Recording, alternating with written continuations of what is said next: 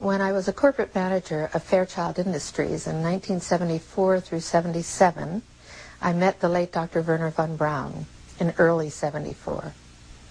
At that time, von Braun was dying of cancer, but he assured me that he would live a few more years in order to tell me about the game that was being played, that game being the effort to weaponize space. Weapons in space is still a big enigma. Black covert operations have always been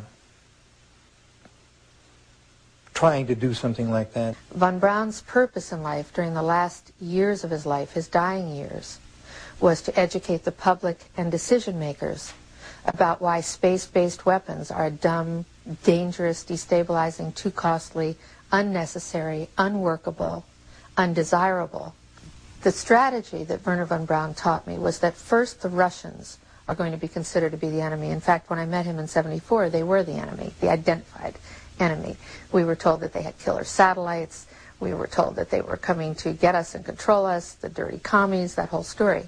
First, the Russians were the enemy against whom we're going to build space-based weapons. Well, the ballistic missile defense system is probably a pipe dream in the sense that if what it's designed for is that you know where it's coming from. And when we had Russia, there was a 50-50 chance that you knew about where it would be coming from. In 1977, I was at a meeting in Fairchild Industries in a conference room called the War Room.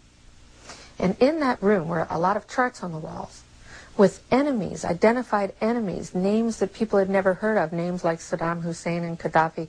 But we were talking then about terrorists, the potential terrorists. No one had ever talked about this before, but this was the next stage after the Russians against whom we were going to build space-based weapons, these terrorists. They wanted a weapon system they could put in space that would stop a ballistic missile. That was the concept. This is 1977, and they were talking about creating a war in the Gulf region when there was $25 billion in the space-based weapons program that yet had not been identified. It wasn't called the Strategic Defense Initiative, at least, until 1983.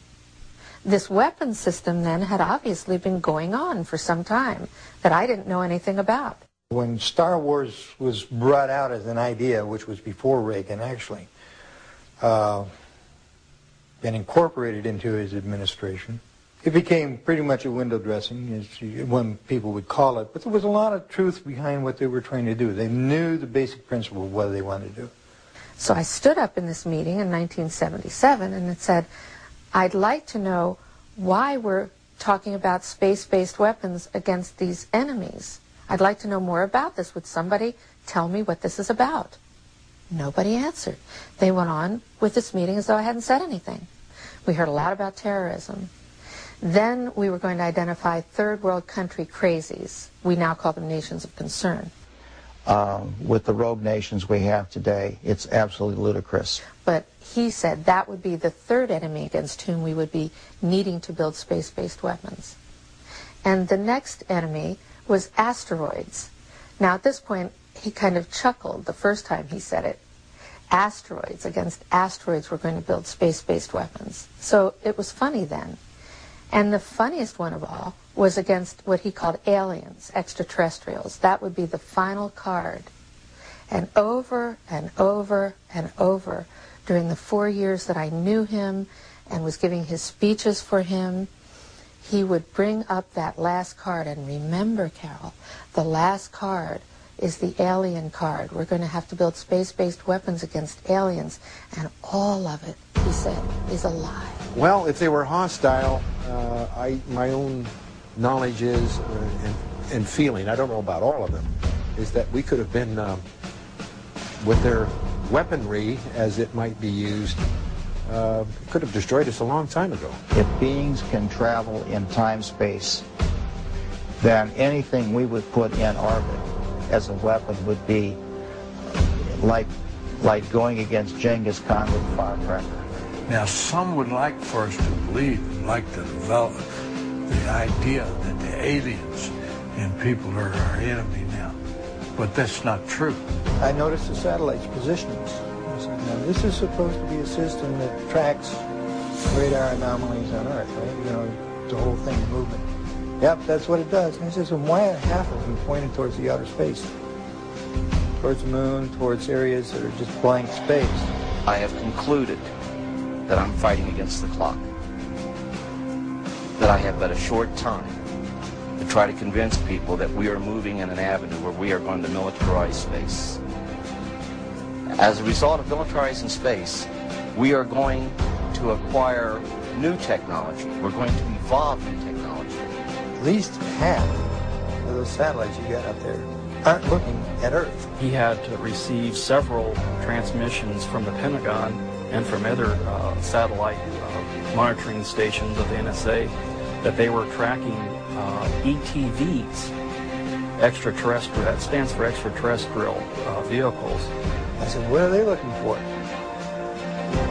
He says, well, you got to have them even know about that.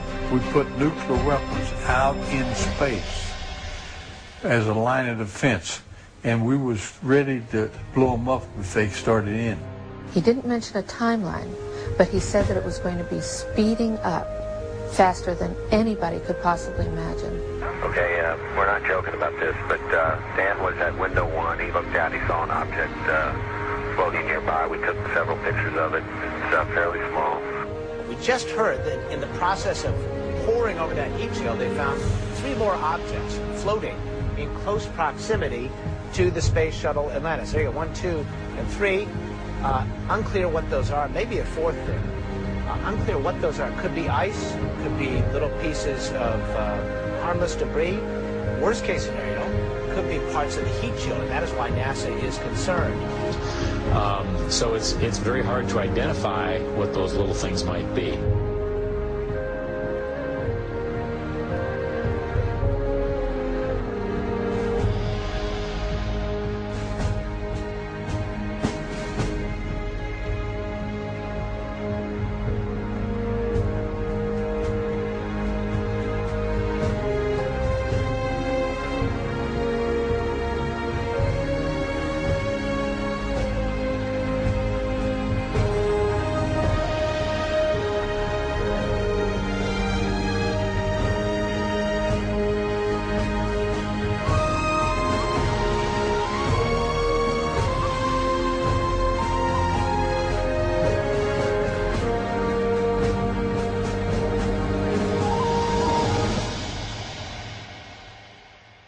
We are going to acquire new technology. We're going to evolve new technology that's going to lead us into interstellar travel. As a direct result, we will become a threat to them unless we spiritually grow also.